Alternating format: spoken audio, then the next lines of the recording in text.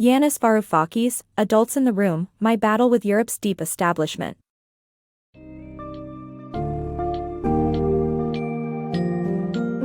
Take a journey through the twisted economic and political landscape of Europe in Yanis Varoufakis' account of Adults in the Room, My Battle with Europe's Deep Establishment. This book's summary highlights the turmoil and downfall of the Greek economy, the role of the European Central Bank and various political figures, and the consequences that continue to impact countries across Europe. Gain insights into the struggle between Greece's finance minister, Varoufakis, and the leaders of European Union as they grapple with the future of this once mighty nation.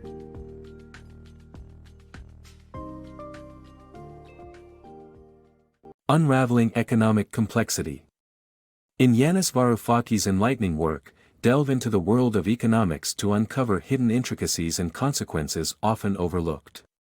By scrutinizing the mechanisms of modern capitalism, Varoufakis reveals how debts, crises, and politics collectively shape our society's economic structure. Empowered with this knowledge, readers will better grasp the complex interactions between state and market, enabling them to navigate today's economic landscape with confidence and foresight. Greece's dark economic spiral. Greece's financial troubles predated the global crisis of 2008. A fragile economy, weakened by tax evasion, corruption, and spending beyond its means, began to crumble. In the past, Greece devalued its currency to alleviate debt, but with the adoption of the euro, that option vanished. Resorting to borrowing heavily from Germany and France, an inevitable financial hole emerged.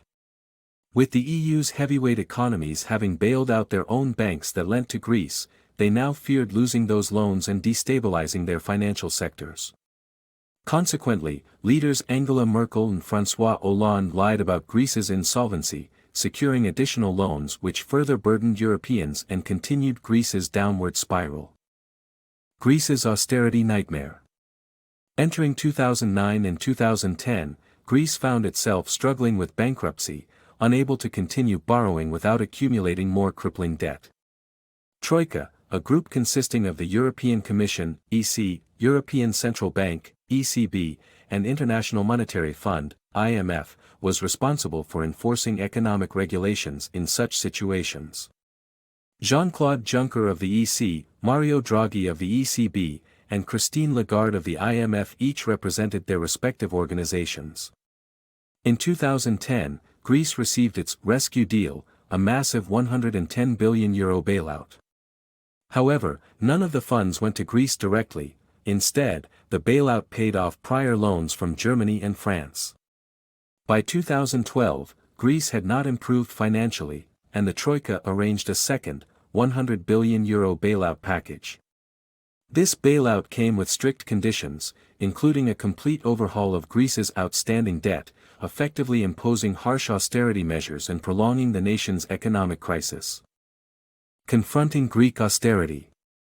In 2015, Greeks grew frustrated with the challenges they faced after accepting two multi-billion euro loans, prompting the election of a new prime minister and finance minister, Yanis Varoufakis, from the left-wing Syriza party. Varoufakis devised tactics to restructure debt and address tax evasion, which would generate revenue and help Greece pay off creditors. Nonetheless, he faced resistance within the Eurogroup to his proposals, leading Varoufakis to consider an alternative. Brexit, a withdrawal from the European Union, though disastrous, seemed a preferable option to accumulating more debt and enduring austerity. Despite his diligent preparations, Varoufakis struggled to persuade the Troika to accept his proposals. The ongoing hardships faced by Greeks from two multi-billion euro loans in 2015 prompted them to look for alternative leadership. They elected a new prime minister from the left-wing Syriza party, whose economic strategy was led by Finance Minister Yanis Varoufakis. Varoufakis came to the table armed with plans designed to alleviate Greece's financial burdens. Varoufakis' primary approach involved restructuring the national debt, breaking it down into smaller payments manageable over an extended period. In conjunction, he aimed to tackle the pervasive issue of tax evasion, urging citizens to fulfill their tax obligations through reasonable monthly installments. Implementing these combined measures would generate crucial revenue and pay off the country's creditors without further debilitation. However, persuading the Eurogroup to agree upon this new payment plan proved challenging. While influential figures like Michel Sapin and Paul Thompson approved of Varoufakis' strategy in private, they publicly opposed it. Determined to find a solution, Varoufakis proposed that Greece might be better off withdrawing from the European Union altogether, opting for a solo venture rather than enduring a third bailout, despite the potential disaster it would entail. To demonstrate genuine intent behind his Brexit threat, Varoufakis and his team crafted a detailed plan outlining the economic measures they would employ following an EU withdrawal. Still, the Troika remained unmoved by his propositions. Engineered suppression of Greece. The Troika, consisting of the International Monetary Fund, IMF, European Commission, and European Central Bank, ECB, may have claimed to hold Greece's best interests. However, their Memorandum of Understanding, MAU, revealed a different story. Instead of focusing on reviving the Greek economy, the Troika aimed to maintain control over Greece and its policies, ultimately leading to an extended period of economic instability, recession, and high unemployment. A transparent lack of genuine concern for Greece's well-being was demonstrated by key members of the Troika, including IMF Director, Christine Lagarde, who admitted to Varoufakis that the program was doomed to fail. Despite this knowledge, they persisted with the MAU, as they'd already spent considerable time developing it. Furthermore, German Finance Minister Wolfgang Schäuble expressed a willingness to see Greece ousted from the Eurozone and even provided Varoufakis with €11 billion to facilitate the transition. Instead of seeking to empower Greece's economy and improve their capacity to repay debts, the Troika focused on maintaining control and keeping the nation subservient. This began with destabilizing the Greek economy even more, as seen in early 2015 when the ECB frequently hinted they might shut down the banks. This fear led to a mass withdrawal of funds by Greek citizens, exacerbating the situation. Perhaps the most crucial instrument of control was the enforcement of austerity measures. The Troika's agenda saw Greece implement a 15% reduction in government spending between 2010 and 2012, and a concomitant increase in taxes. Consequently, goods became more expensive, aggravating the recession-stricken economy, and ultimately crushing its vitality. This austerity-focused strategy plunged Greece into its sixth year of recession, with national income dropping by 28% and youth unemployment skyrocketing to over 65%. The Troika's true intentions became evident, not to revitalize Greece's economy, but to maintain their influence and control over this beleaguered nation. Power plays in Greek crisis. As the Greek government dealt with intense negotiations during their financial crisis, Angela Merkel extended her influence over the Greek Prime Minister, Alexis Tsipras. This interaction led to internal divisions and undermined the country's finance minister, Yanis Varoufakis. Merkel's communication with Tsipras aimed to persuade him to accept her plans for Greece, at the cost of further weakening the nation's economy. Despite Varoufakis' efforts to convince Tsipras of Merkel's underlying intentions, and a public referendum rejecting the proposed bailout measures, Tsipras ultimately agreed to the conditions. This left Greece facing ongoing poverty and humiliation, and resulted in Varoufakis' resignation.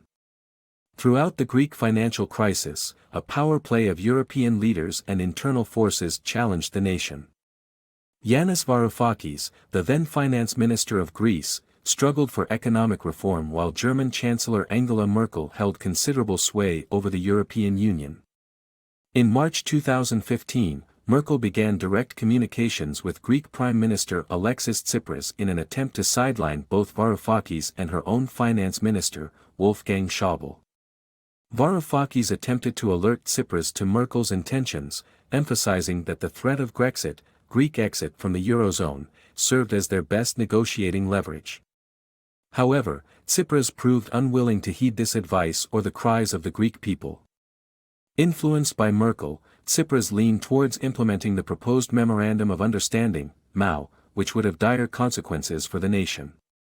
A referendum on July 5, 2015, saw 61% of Greek citizens reject the MAU, displaying their reluctance to accept further debt. Contrary to the public's decision, Tsipras agreed to a third bailout and enforced the MAU, essentially subjecting Greece to prolonged poverty and humiliation. This decision led to Varoufakis' resignation, as the Greek leader disregarded the will of his people. Tsipras' actions were not entirely unpredictable, given the immense pressure placed upon him by the Troika, the European Commission, the European Central Bank, and the International Monetary Fund. Ultimately, these events exposed a tale of power struggle amid the tumultuous Greek crisis. Insiders versus outsiders. The European Union's leadership tends to act more in their self-interest than for the common good. Essentially, politicians can be categorized into two groups, insiders and outsiders. Insiders, prioritizing their own gains, never betray their comrades, despite potential moral consequences. Outsiders, on the other hand, put their principles before their ambitions. A prime example of insider behavior is observed in how Prime Minister Tsipras disregarded the true interests of Greek voters while pursuing EU integration. Ironically, such self-serving establishments continue to claim a liberal stance, even when undermining democracy's foundations. Ultimately, this misconduct will not only be detrimental to the general public, but also to the politicians themselves in the long run. Unrest amid Greek bailouts. Resentment brewed across Europe as the Greek bailouts continued, perceived by citizens as unfair support for lazy Greeks while their own economies struggled. This sentiment contributed to growing unrest and populist beliefs, culminating in events like Britain's vote to leave the European Union. Echoes of this sentiment resounded in the United States with Donald Trump's election, fueled partly by a nationalism that mirrored the anti-establishment emotions in Europe. To rectify the situation, both the European Union establishment and the liberal media must acknowledge and address their roles in the ongoing discontent. Ultimately, citizens must actively participate in democracy to rebuild an international society that benefits everyone. The Greek bailouts stirred resentment in citizens across Europe, as they began to see their tax money aiding lazy Greeks while their own nations grappled with economic issues. This discontent played a significant role in events like Britain's EU exit vote, driven by the rallying cry, "We want our country back." There is a clear parallel between this surge of nationalism and the xenophobic rhetoric that propelled Donald Trump's rise to power in the US. Europe's handling of the Greek economic crisis has been far from flawless. However, isolationism is not the remedy. Fostering an international community that prioritizes the people over politicians is vital. The European Union establishment must cease pretending they hold no responsibility for this populist uprising, lest they find themselves unemployed. Similarly, the liberal media should confront their part in magnifying nationalist reactions to the Greek bailout and the ensuing embrace of Trump.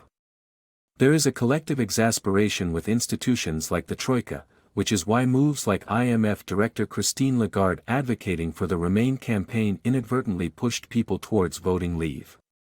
Insider politicians struggle to understand why the public remains skeptical of their intentions. In their quest for power retention, the establishment has inadvertently weakened their grip on Europe. The current moment calls for individuals to embrace democratic responsibility. Voters' duty lies in transcending anger and frustration to actively work towards an international society that genuinely serves everyone's best interests.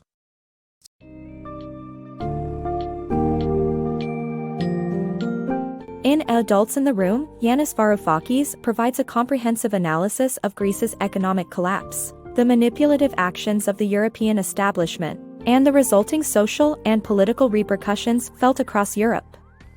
Despite the efforts to save the Greek economy, the story delves into the countless backdoor deals, betrayals, and hidden agendas that powered the decision-making process.